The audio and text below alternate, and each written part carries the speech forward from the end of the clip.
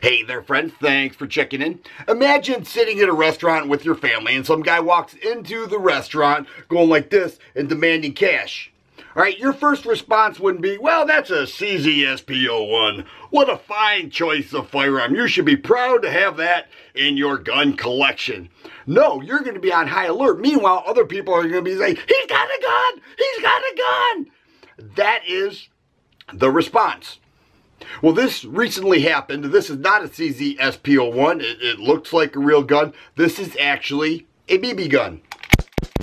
It's a CO2 powered BB gun. I use this for target practice. There's the CO2 cartridge. Of course, it was unloaded. Check that several times before I started this project.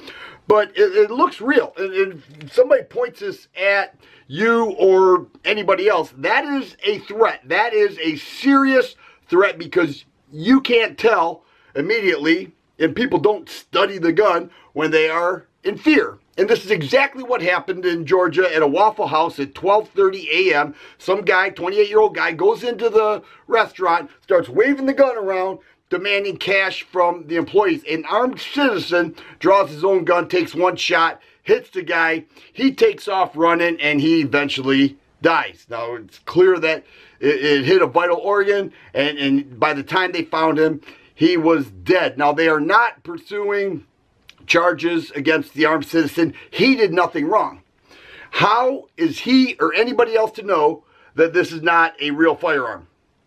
Just at the, you have no clue because it doesn't have the orange tip on there. And even if it did, I still wouldn't trust that. Anybody waves around something like this is a danger to society and everybody in that place.